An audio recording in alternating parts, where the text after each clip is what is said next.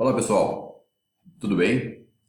Chegou o momento de nós conversarmos um pouquinho sobre o consumo máximo de oxigênio.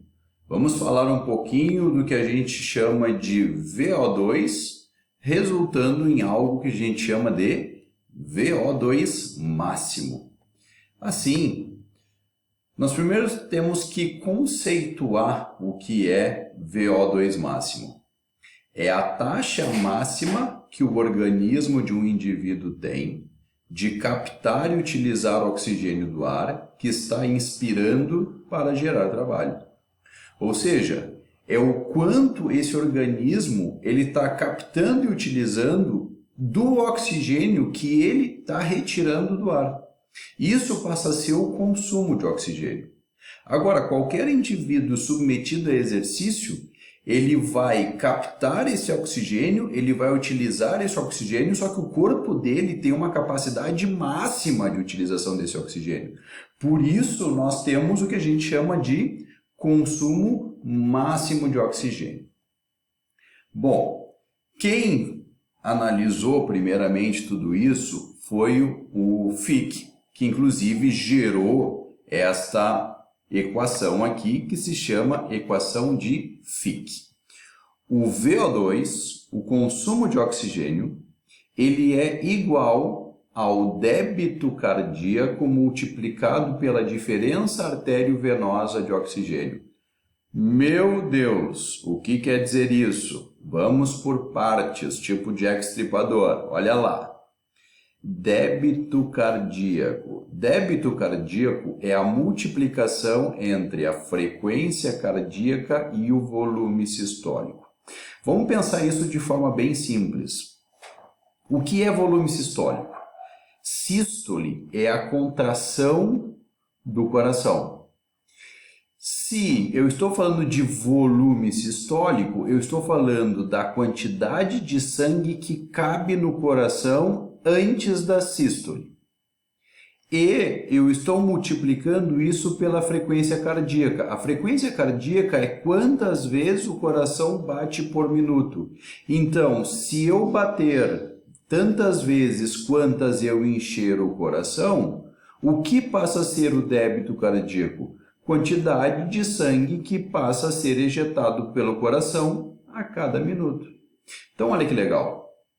Eu vou ver quanto de sangue é ejetado pelo coração a cada minuto e vou multiplicar pela diferença artério-venosa de O2. E o que é isto? Nas artérias, nós temos sangue que a gente chama de sangue arterial, que ele está cheio de oxigênio. E nas veias? As veias, nós temos um sangue com pouco conteúdo de O2, ou seja, diferença artério-venosa. Se eu tinha bastante oxigênio e agora eu tenho pouco oxigênio, o que aconteceu com o oxigênio? Ele foi entregue no tecido. Então, no final das contas, o VO2 é quantidade de sangue ejetado pelo coração multiplicado pela quantidade de oxigênio que eu acabei utilizando ou deixando de utilizar pelo tecido. Isso gera o VO2. Existe uma outra forma de enxergar isso, que seria como se fosse um sistema de engrenagens, e quem sugere isso é o professor Wasserman. O que seria?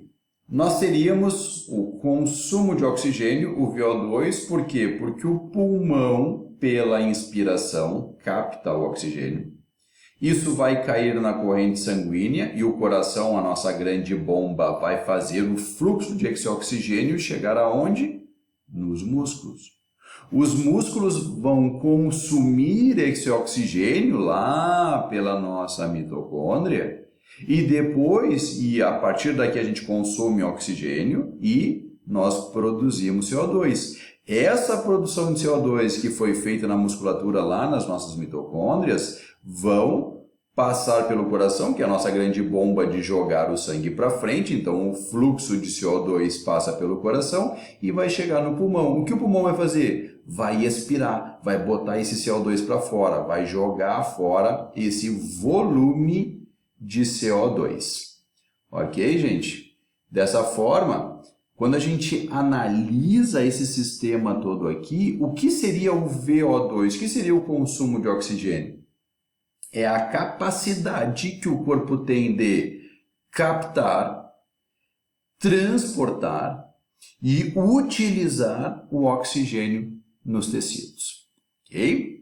Bom, qual a importância fisiológica do VO2? Olha só, o nosso VO2 ele depende da capacidade funcional e da integração dos sistemas necessários para o fornecimento, transporte e distribuição e a utilização do oxigênio. Ou seja, nós temos todo um sistema de transporte que nós vimos anteriormente, onde a gente acaba captando, joga oxigênio para a hemoglobina lá das hemácias, que passa pelo coração, que é uma grande bomba, que joga isso aqui para o nosso tecido periférico, que é consumido pela mitocôndria, produzido CO2 e retorna para o pulmão para jogar fora. Ok? Essa é a lógica do VO2. Bom, mas esse VO2, como é que a gente acaba calculando essa medida de VO2, essa medida de VCO2? Primeiro, nós temos que entender o que é volume ventilatório minuto. O volume ventilatório minuto é o percentual de O2 e CO2 de ar inalado e percentual de O2 e CO2 do ar exalado. Ou seja, mesmo quando nós inspiramos, nós jogamos para dentro O2 e CO2. E mesmo quando nós exalamos, nós jogamos para fora O2 e CO2. Agora, quando a gente inala, entra uma certa quantidade de O2, nós consumimos O2 e exalamos uma menor quantidade de O2. Por outro lado, nós inalamos uma pequena quantidade de CO2, porque nós utilizamos o O2, nós formamos mais CO2 e exalamos, então, esse CO2. Ok? Então, vamos pensar aqui no volume de oxigênio. Ele é a multiplicação do volume ventilatório, tá? Esse volume aqui é a quantidade de litros que se troca com o ambiente em termos de respiração, multiplicado pelo percentual de extração de O2. Ou seja, no ar inalado, 21% dessa concentração de todos os gases que tem no ar é de oxigênio, 21%. Se nós inalamos 21% de oxigênio e exalamos 19% de oxigênio, o quanto nós extraímos de O2 pelo nosso tecido? 2%. É só diminuir 21 de 19 e sabemos quanto nós extraímos. Basta multiplicar pela quantidade de litros que a gente troca com o ambiente e a gente passa a ter o VO2, ok? Tá, e o VCO2? O VCO2 é a mesma lógica, porém com o CO2. Quanto nós inalamos de CO2? Quantos por cento de CO2 existe nessa formulação do ar? 0,03%.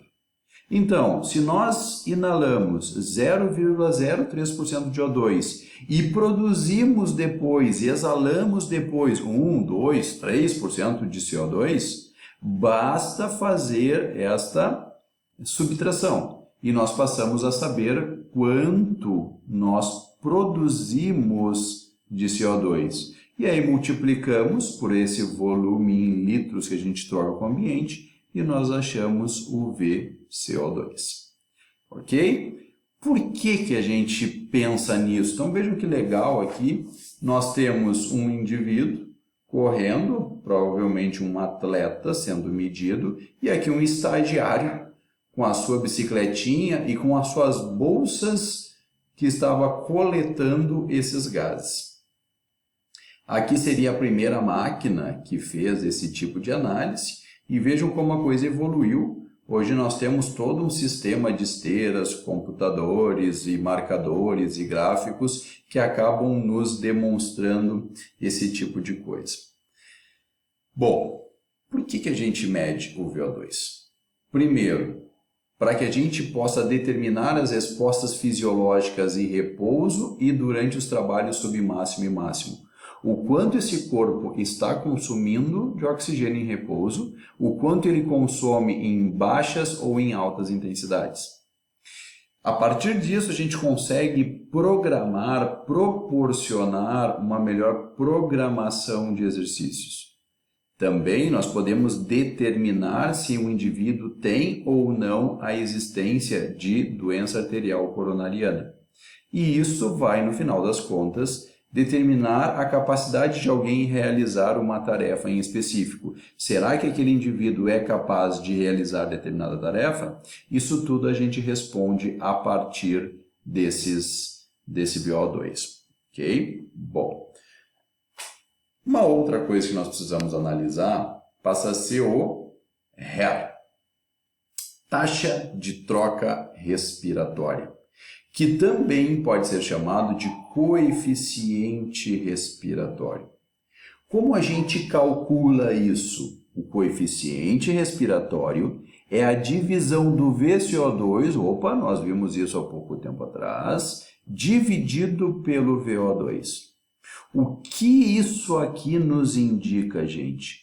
O quanto de substrato energético estamos oxidando e, principalmente, qual deles é mais carboidrato ou é mais gorduras que nós estamos consumindo? Então, vejam só, olha só. Por uma questão estequiométrica, a oxidação plena de 1 mol de glicose vai produzir 6 moles de CO2 e consumir 6 moles de O2. Essa divisão do VCO2 pelo VO2 vai dar um número igual a 1. Por outro lado, para um ácido palmítico, por exemplo, que é uma gordura, nós vamos produzir 16 moles de CO2 e consumir 23 moles de O2. Essa divisão do VCO2 pelo VO2 gera um valor de 0,7. Ou seja, quanto mais perto de 0,7, mais o indivíduo está consumindo gordura.